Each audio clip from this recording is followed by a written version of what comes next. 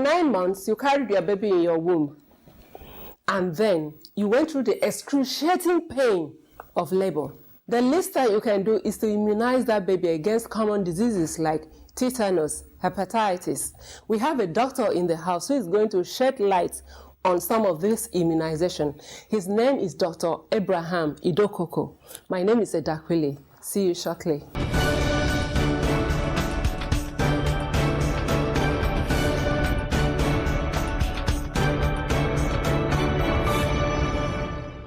Welcome back. Doctor, welcome to our program. Thank you very much. Please, let's meet you. Okay, I'm Dr. Abraham Idokoko. I'm an epidemiologist, but currently with the Lagos University Teaching Hospital, Department of Community Medicine. Okay, welcome once again. Today we are talking about immunization. Okay. Please tell us what immunization is. Yeah, immunization is a process of helping an individual or stimulating a person to develop resistance or some protection against a specific disease. Okay. And it is one of the most successful interventions that has been known to help prevent people from developing diseases and also dying from muscular diseases. That's because among other ways of preventing people from having diseases, it is the only one that has been able to eradicate a disease throughout the lifetime of human fight against infection, and that's with the success of the immunization campaign against smallpox in the past, and currently with several vaccines developed to help people develop immunity against diseases. Immunization remains one very important and critical thing that every individual must have access to be able to protect themselves. Okay, sorry. I'm always curious about what immunization is made of. Okay. Immunization is the vaccine that you are curious of what it's made of. There's a difference between the immunization and the vaccine. Okay. Immunization, like I said, is the process of that person developing specific protection, and the person could acquire this through several means. Okay. And it could have been the natural way.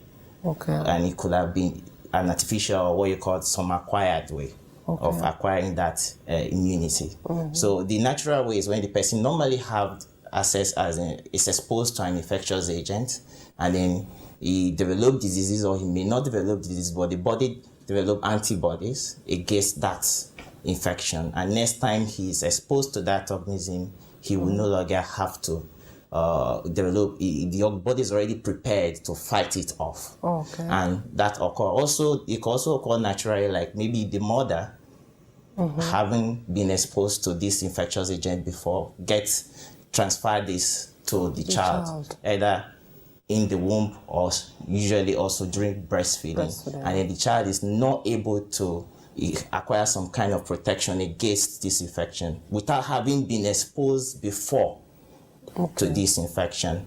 And that's a passive a way of getting it naturally. But when that comes to artificial is when we now, like people who have not been exposed before, we find a way of exposing them to some substance that can stimulate the body to produce protection, produce antibodies against the infection. And those substances are what we call vaccines. Okay. You understand? And there are different kinds of vaccine. Yes. Like, I don't know whether I'm right, that maybe like cholera. You get the cholera bacteria and put it back in the person's body. No, that's not exactly what we do. But what they do is that if you do that, then it will no longer be different from the natural circumstances where the person have access to the infection. You know, normally infection occur in a way such that the person is exposed to the organism, and then the organism invades the system, overwhelm the immune system, and then the person either develop the disease or is able to fight it off, recovers, and is fine. And some are unable to recover; they may die from that infection. Okay. But a vaccine will make the organism. That's why I said there are different forms of vaccine. There is the ones that has to do with the whole organism that caused that infection. You either kill it usually maybe with heat or with some stuff, but such that the organism can no longer cause infection, but its presence in the body can stimulate the body to produce antibodies against it, such that when the real organism comes in, the body can fight it off. And then there are also ones that are actually not killed, but they have removed the organism, weakened the organism ability to cause infection. So when you are giving that to a person, the body will recognize it as if it's an infection, but it cannot overwhelm a person's immunity to develop infection, but it can stimulate the person to develop antibodies against subsequent infection. And then there are other types too that has to do with some toxins. There are some organisms, some infections that actually produce toxin. So we avoid the organism entirely and take the toxin that actually cause the disease. In the case of like tetanus, in the case of like diphtheria, they use what we call toxoids. That's what constitutes the vaccine. Doctor, please tell us the different kinds of immunization that a child must take. It's not should, must take. That's a difficult question in that all the vaccines available that have been shown to be safe are supposed to be good for all children to take. But there are certain diseases which will feel that actually no child, as in the vaccines are effective enough to protect the child for a reasonable time, because there are several things that goes into deciding which vaccine the child must take. So in the international arena, there are vaccines that are listed, but that also depends on country, because we don't have the same infection everywhere. So, but in Nigeria, you have a schedule of vaccines that a child, as soon as it's born, should take. And number one of that is actually at birth. The child should have access to tuberculosis vaccine and have access to hepatitis vaccine specifically. Then after a while, at about 6 weeks, the child can then also have another course of hepatitis vaccine, what we now call actually a combination of 5 vaccine, a pentavalent vaccine, which contains that for diphtheria. It causes what they call whooping cough. Then there's the things they call pertussis, and there's the one for tetanus, and then there's the one for hepatitis, and then the newly included one is the one for Haemophilus influenza, and this actually causes pneumonia and meningitis in children. So that's another one they can take. And then later on, they also get vaccines like that of yellow fever, measles, and then that's what is actually on the National Program of Immunization schedule. Okay, so if a child missed the opportunity to take an immunization, those early age, what can be done? Even if it's the point at which the child starts, there are different stages at which this child actually gets exposed to the different infection, and that actually brings us to a different thing. Another way I've actually mentioned earlier of acquiring immunity against infection, and that's from the mother to the child. Some of these infections, like particularly like tetanus right now, it's something if the mother is immunized, the child is actually protected for the first 3 months. So if the child doesn't get this vaccine the first 3 months, he may still have some protection. But fortunately, the child normally should start getting vaccination at about 6 weeks. So no child really should miss his or her vaccine. But wherever he stops, that's why he should go to the appropriate health center, nearby health center, where these vaccines are available. And they will decide then from where the child should stop. Because, for example, if a child hasn't taken a BCG at birth, at a particular age, it may not necessary again for the child to take. That's because the organism is available in the environment that the child may have been exposed already and has developed his or her own immunity. And then the child may also do some tests too, to confirm whether or not the child has developed immunity before the decision will be taken on which vaccine the child should start from. Okay, doctor, we'll continue from there. Let's take a break.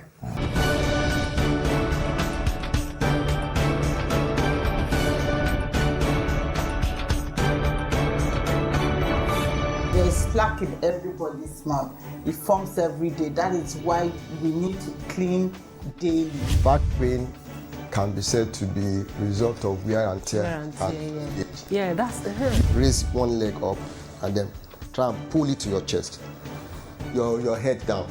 just relax. Some of these infections, like particularly like tetanus right now, it's something where if the mother is immunized, The child is actually protected for the first 3 months. Medicine from your kitchen. Today I want to share one tip with you, how you can use your coconut as medicine.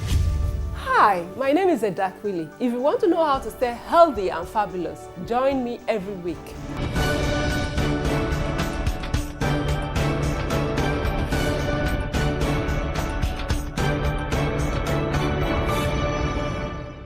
Welcome back.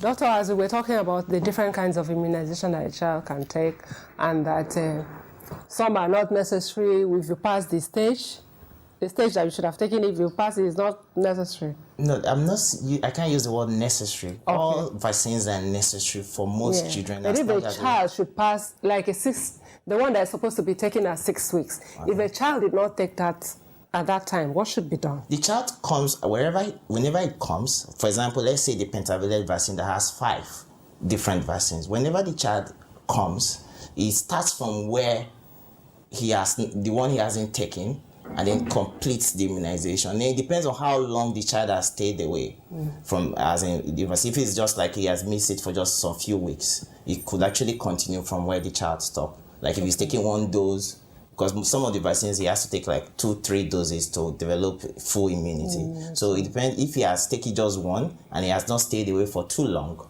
then the decision can be taken for him to just continue from the 2nd dose. Okay. But it depends on how long the child has stayed away. He may have to restart the whole course of vaccine sometimes and take the 3 doses fully. Are these immunizations free?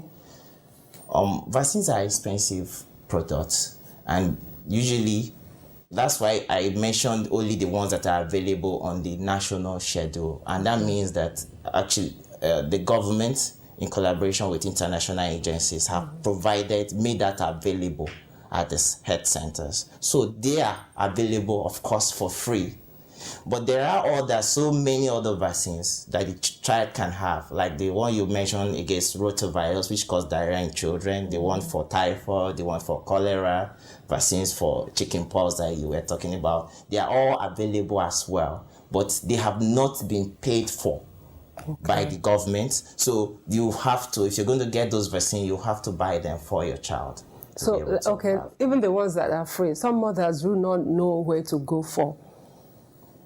I think vaccines, the way they have structured is one program, access to vaccine is one program actually that has been well domesticated in Nigerian system for a long while, because the vaccine flows from the federal store to the state to the local government level and then to the health center. So I think the vaccines are available in most health centers. Okay. And I think if you identify a health center near to you, you should find it. And then if you go to most general hospitals around that offer maternal and child health, they also offer vaccines. And even in the teaching hospital, like the one where I work, the vaccines are available. So I think they just need to identify a nearby health center, and then the vaccines should be available there. And when they are not available, they will definitely refer them to where they could get the vaccine from there. Okay. Is there any tendency that a child can react negatively to some of these vaccines? Yes, but that is quite unlikely. Vaccines are foreign substances, and like medications, we are also foreign substances. When you take them, some persons can develop what we call side effects. But usually that's not common. We call them side effects because they are things that occur in a few persons.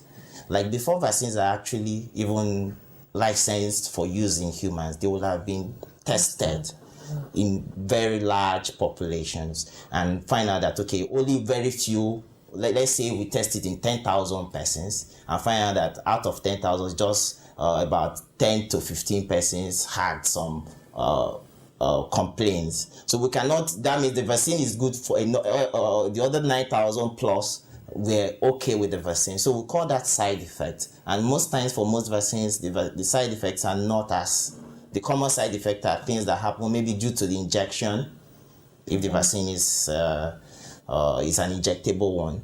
And just a normal reaction of maybe the child trying to develop immunity, like some children develop fever, and which it could be just a process of the child developing immunity against the infection itself. So there's nothing to worry. Usually there is nothing to worry about, but that's what also, but it's important that the mother knows that if these reactions occur and they don't understand what they are, they should go back to where they took the vaccine and ask questions and seek help. Doctor, hold it thought. We'll be right back.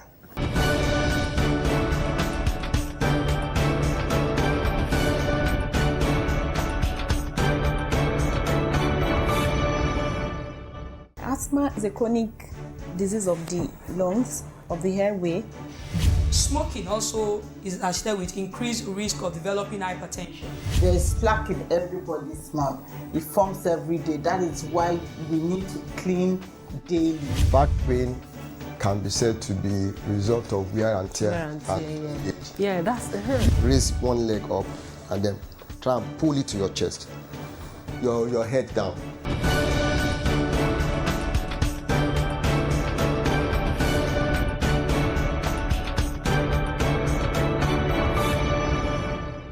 Welcome back. Doctor, what is the worst thing that can happen if a child does not take immunization?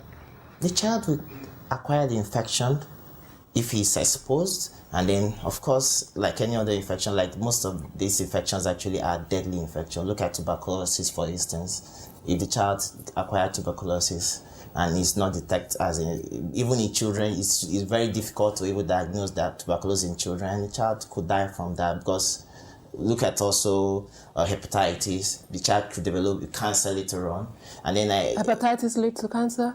Yeah, it does cause liver cancer later on after a long chronic period of having. So, and then look at the other infections like even the pertussis, the whooping cough thing, the yellow fever. All these are deadly diseases. So they kill not just the children, they also kill adults. And then the child can acquire the infection and spread it as well. So the child is a risk to himself, a risk to all the children, and a risk to every other person. So that's why actually the issue of the child getting vaccinated is not dependent on the family alone. It's a common responsibility that you make sure every other child is immunized. Because if you immunize your own children and others are not immunized, they still they will pose a risk to every other person, to every other child in the community. Because they will acquire the infection and spread it and it's also a waste of funds too, because the vaccines are provided, and if the infection persists in that community, the government will still have to keep funding vaccine production for an infection that could have been eliminated. For instance, polio. This is a disease that has been eliminated in most parts of the world. And if we don't get this vaccine across to the children, we'll keep buying polio vaccines with funds that could have been channeled to some other things. I think it's an issue of social good and a matter of right as well, that the child have access to these vaccines and get protected from the infection. What's the major disease that you think every child must be immunized against? Vaccine preventable diseases, we call them vaccine preventable diseases. That is so like common, or that we must eradicate. Should be a must. In fact, it should be a police case if you don't immunize your child against. I think I would say all the vaccines available, free of charge, that the government have been made available on the routine schedule. I think it's a must for every child, starting from the TB to the hepatitis to the whooping cough to the pertussis to yellow fever and measles. They are all killer diseases. So every child should have access to this, including even meningitis, though that is not available for everyone free for now. And then even the government is thinking of introducing pneumococcal vaccine too. What's that one? That one is against another infection that causes pneumonia commonly in children. So they should get this vaccine as long as access to it is not hindered by finance. Since it's provided free, I think every child must get all the vaccine preventable diseases.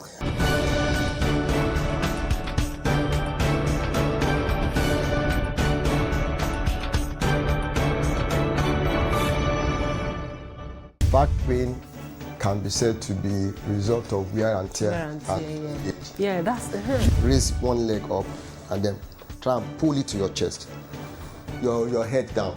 just relax. Some of these infections, like particularly like tetanus right now, it's something when if the mother is immunized, the child is actually protected for the first 3 months. Medicine from your kitchen. Today I want to share one tip with you, how you can use your coconut as medicine. Hi, my name is Edak, Willie. If you want to know how to stay healthy and fabulous, join me every week.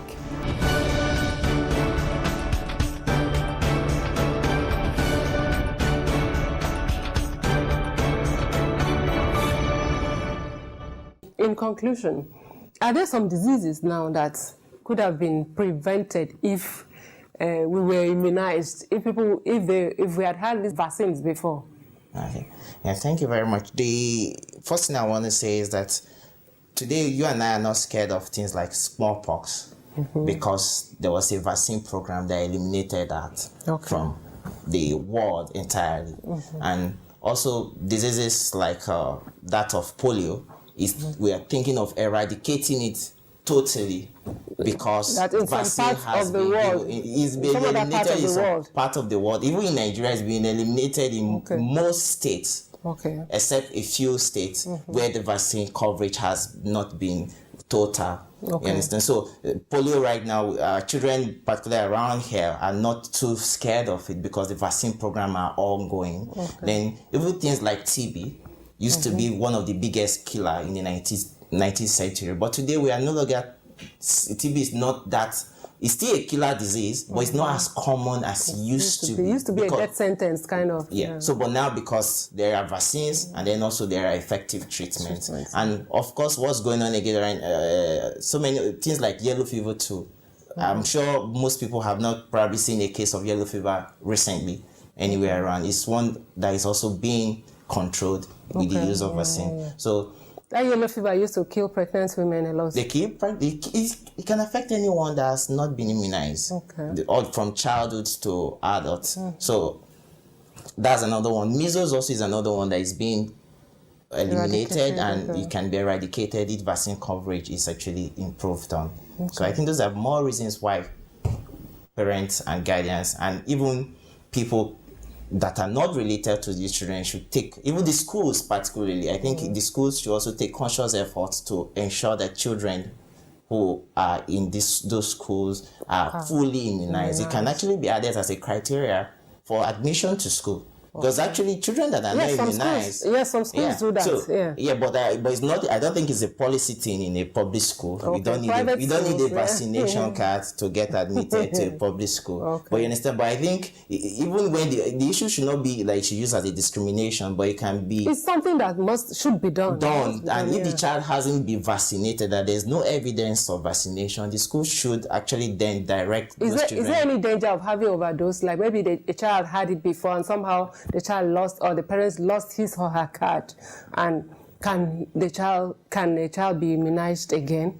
Is there overdose? Vaccines are well recorded if taken. They are not over-the-counter drugs. For most vaccines, actually, the dose at which they're being given, they can't actually be an overdosage. And if it's not given at a time, like there's a time gap between when one vaccine is taken and the next dose. So if the time gap is not too close, the likelihood of an adverse effect from overdosage is very Thank you, doctor, for coming. Yeah, thank you very much. We'll be right back.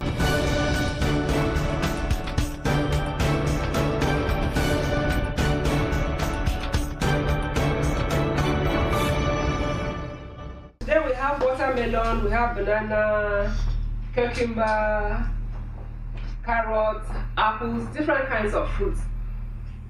Indulge in any that you lay your hands on. This is the only way that you can boost your immune system.